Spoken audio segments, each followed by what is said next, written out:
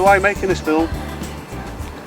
Documentary? I think it came about, I met you about 18 months ago, and you were talking about your media company and the films that you made, and I think it just sparked something that we could do that.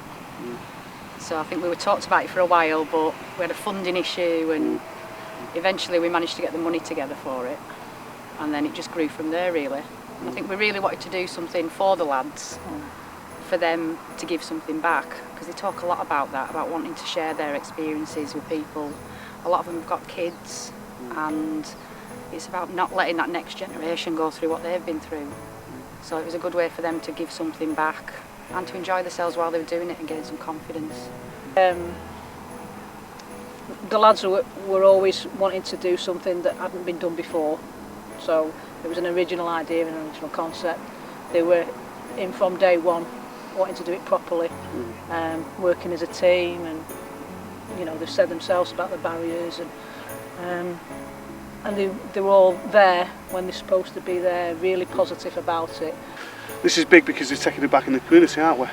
You're gonna once it's done, you're gonna go to schools, aren't you? And target young people. And that was the next stage really, the drug strategy at Kirkham, is that as well as helping the lads that are actually in the prison itself, is moving it on to the next stage. So it's all well and good helping the lads that are in there, but if more people are coming after that, then we want to start to affect that, and people will always listen to people that have been there, done that, much more than they'll listen to staff, what we've got to say. So we wanted it from the horse's mouth really. I know we've touched on like the serious moments. Have you enjoyed like what the course and like what the lads have done? What's been your favourite bits? I think for me it's just been that progression. I remember sitting in the first time ever when all the lads come together and you were talking about what we were going to do with the words and the music and the video and everything, and just seeing everybody kind of slinking down in the chairs, sort of thinking, no, this isn't going to happen. And somebody actually said, I'm not being funny mate, but how are we going to do that? And now seeing how everybody's got it all done, I mean 2 weeks to get the words done, you know, 2 weeks to get the video done, and it's just been amazing and see people so much confidence and having a laugh. It's really great to see. So how they've come along from the beginning. Yeah, it's only the 7th week as well. And look at all the stuff that we've covered already. Do you know what I mean? And it's been serious, it's been funny, it's been thought-provoking, it's been all those things. And it's not something I haven't said before, but it's probably one of the best things that I've been involved in myself personally, and been able to be part of it and be part of the project as well. And we've had fun, but got the serious message across as well. And I think going to Thorn Cross as well, and seeing those lads in there, that was quite powerful.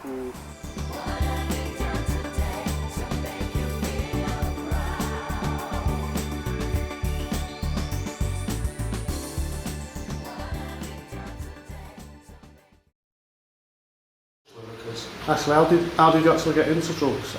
Just from a kid really, started on cannabis and ecstasy, and it's just progressed from there to LSD, cocaine, alcohol. It's just a vicious circle really. How did you actually start it though? How did you actually start it? Just mates, just wanting to join in really. To be part of something? Yeah, to be a part of the mates. At the time it was great. I felt good, felt like I was with a unit basically, like a family really. I was wanting, smoking weed, getting high and everything, loving everybody. And then the paranoia starts. So what actually drugs have you took? LSD, magic mushrooms, cannabis, cocaine, crack cocaine, ecstasy. So would you say it's progressive? Would you say that from day one, to remember when I said you said it's progressive and I thought, no, it's not. Do you know what I mean? I can handle it, do you know what I mean, all that stuff, but then before I knew it, I was on heroin, and when I was at school, we all had Zamo would just say no, and stuff like that. They didn't seem to cut the mustard really, do you know what I mean? So it starts from my past experience. It started on cannabis and ended on cocaine, and it does progress through, and it gets worse as well because you want more and more, and then you've got alcohol and cocaine that create cocaine. So that's another drug that you don't even know about. So it's just a lot of pros and cons to it. You know, yeah, you feel good at the time. Then the next day you're out of money, you're nearly losing your family, you're addicted, you're doing robberies, coming to prison. It's just not worth it. I turned about 11. I ended up in secure units, just thought smoking weed and that was just all cool and that, you know, all your mates were doing it, and I ended up robbing from shops and robbing cars, robbing houses, just to get money for weed and that. But so then I started taking coke, taking pills, taking MDMA, LSD and that, and it's just gone far from ending up in jail, all just over drugs really.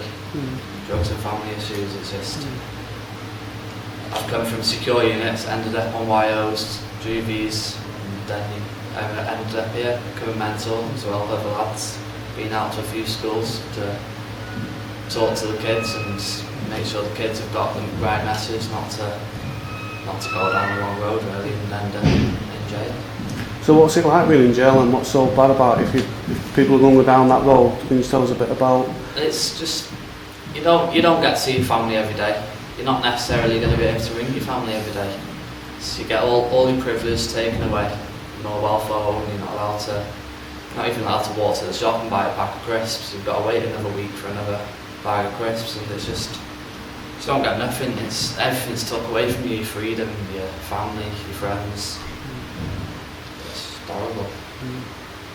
Nothing stops you, so that's why you got to get consequence across. Make sure people see consequence. You know, like, I thought I was untouchable. Nothing was going to stop my lifestyle, right? Never saw prison in my future, right? And then when I got locked up in the police station, it was terrifying. That's the thing. I was the big man on the outright. But the thing is, I was terrified when I got nicked. Terrified, you know. Age of 20, getting nicked for attempted murder, right? As a consequence of the lifestyle I was leading, right? And that's what people need to see. No matter how much of a big man you are on road, right? Yeah. If you're on your own in a cell, not knowing what's going on, it's terrifying. And any man can tell you that. Any man with a pair of balls will tell you that. Will admit that. It's terrifying. You know, when you've got your kids and your mates and you've let your family down, right? And no matter how cushy it gets in jail, right? You're still away from your family. You're still away from your family. You still got all this to think about. You know, you have that responsibility taken away from you, as you said. And like, that's not a good thing. It's not a good thing at all, because you don't know how to live. It's how you end up staying in jail. It's how you end up institutionalised. It's just a consequence of that lifestyle. It's just not a good way to live. Really not a good way to live. I grew up with no discipline at all. I've never been grounded in my life. I've never been smacked by my mum or anything. You know what I mean? It's just, I've grew up to think no one's going to tell me what to do. It's not going to happen. My mum and my dad never been able to tell me what to do, so why are the police going to be able to? They've got nothing to do with me. Being a bad man's glamorised as well, isn't it? Yeah. It is like on TV, like, it's not cool to be the good guy, is it? Like, do you know what I mean? It's like I was in the papers. Yeah. I thought the first ever time I went in the papers when I was 13 for walking into a shop with a blade. Getting around. All my mates thought, yeah, he's cool, you know what I mean? He's in the papers and all this lot. You get an ASBO and you think, yes, I'm good because I've got an ASBO and all this lot. But it's not. At the end of the day, you're just a mug. Because you're sat there in your house after being at 7 o'clock all every day, not allowed to step on certain streets. You're the one who's got the job.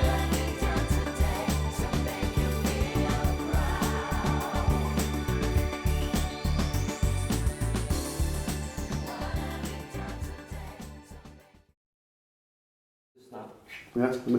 Alright then, so if you want to start us off then, Robbo, why have you come on to do this course? I got involved in drinking drugs early in my life, and it's caused me a lot of aggro, a lot of pain, done a lot of time in jail. If by doing this course I can, you know, just avoid one young lad from taking the same route I did, then it'd be worth it.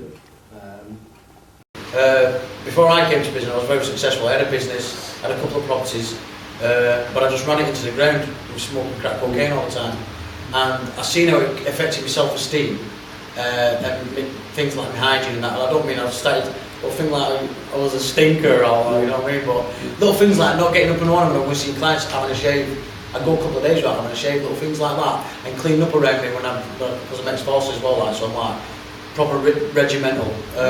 It was when I was arrested and my mum came in to visit me the first time, and she says, you should have stayed, because she went and cleared me out, my apartment, and she said, you should have seen the state of your place.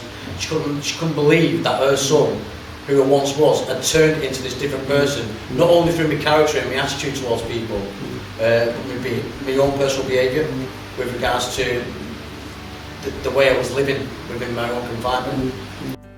And in 2005, they hit me with this IPP. We got a 14-month tariff.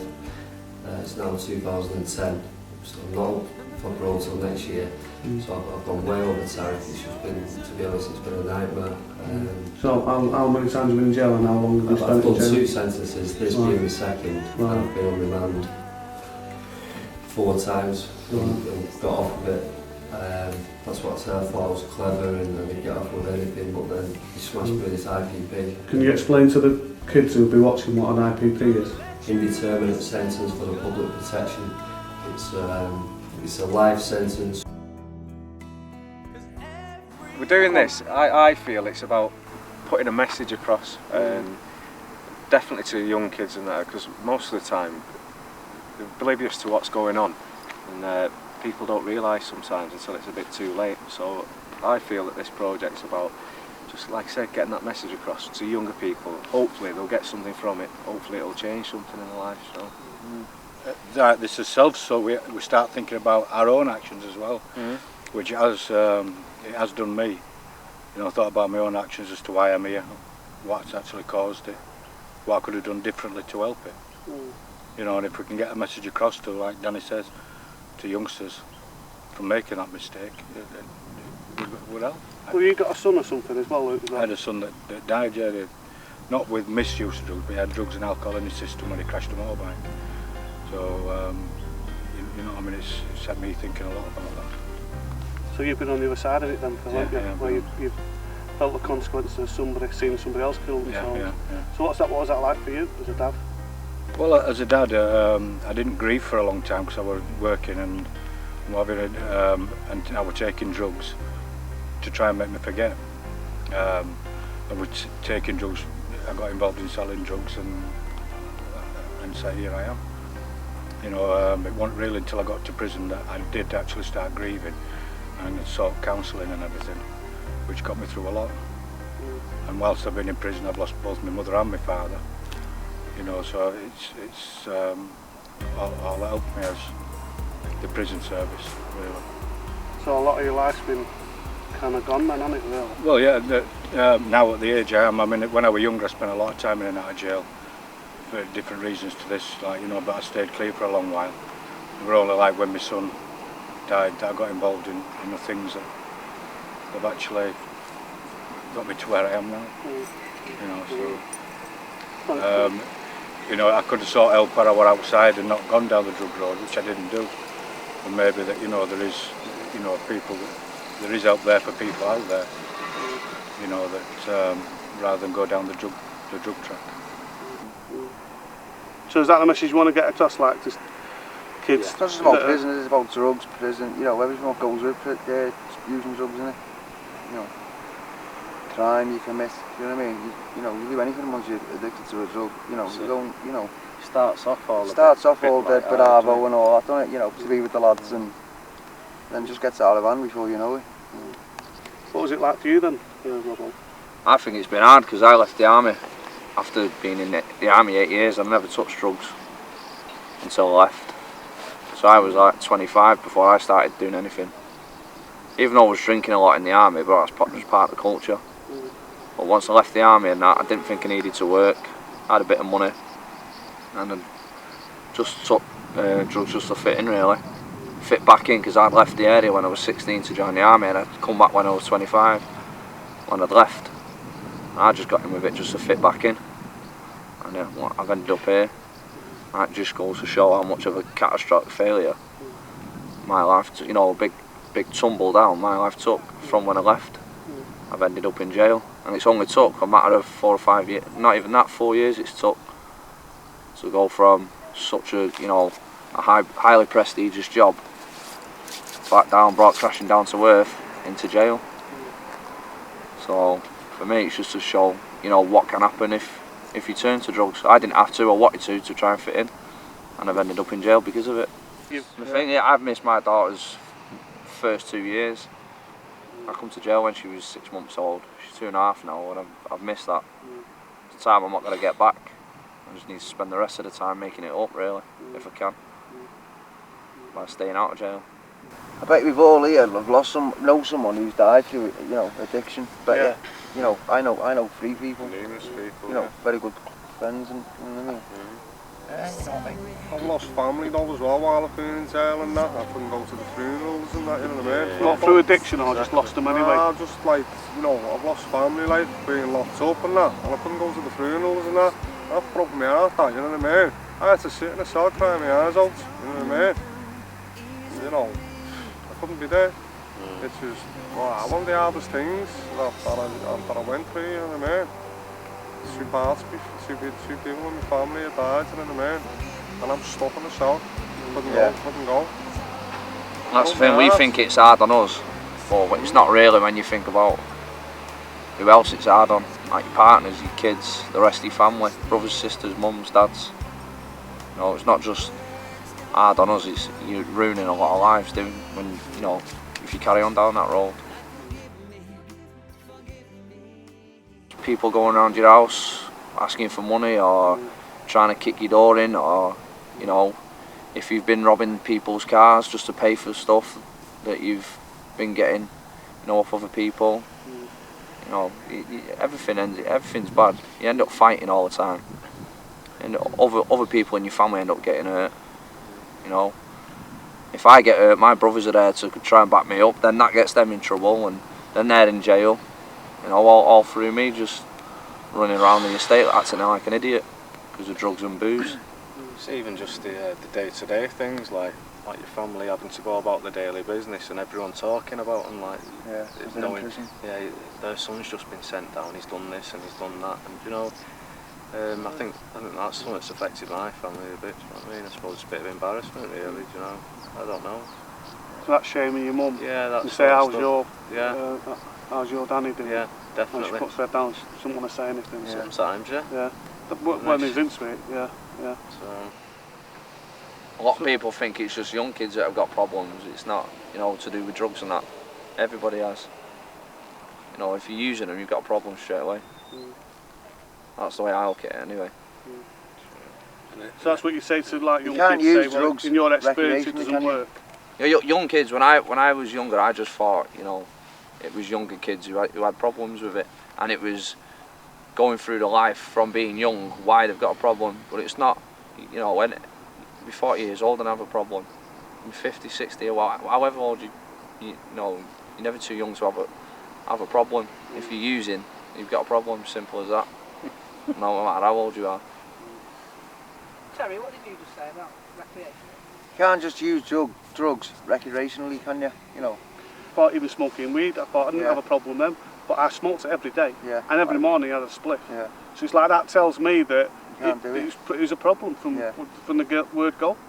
You know, that's, you know. But while we're trying to get the message out that, you know, drugs don't work, it's given us something to do. It's took our minds off using drugs as well, and keep our mind active so we don't fall back into the old way of thinking and wanting to use again. So it's kept our minds busy while we're trying to get the message out to other people, so it can only be a good thing. Brilliant.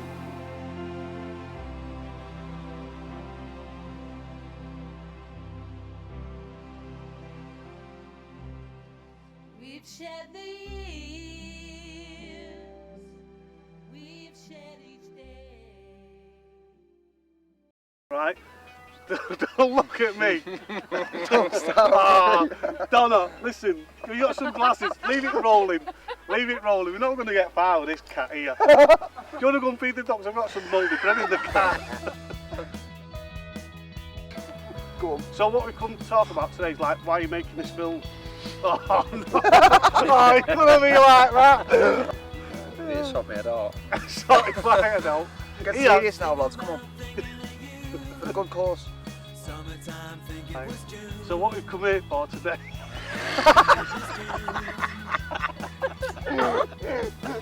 Say it! Is he any meetings around here now? Hey, I've been sending to one of them.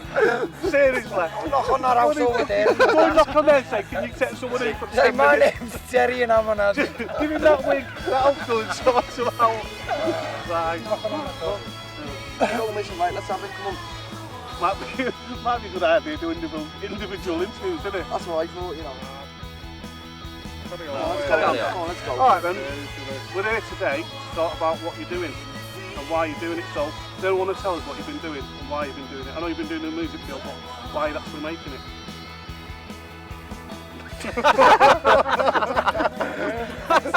Don't always say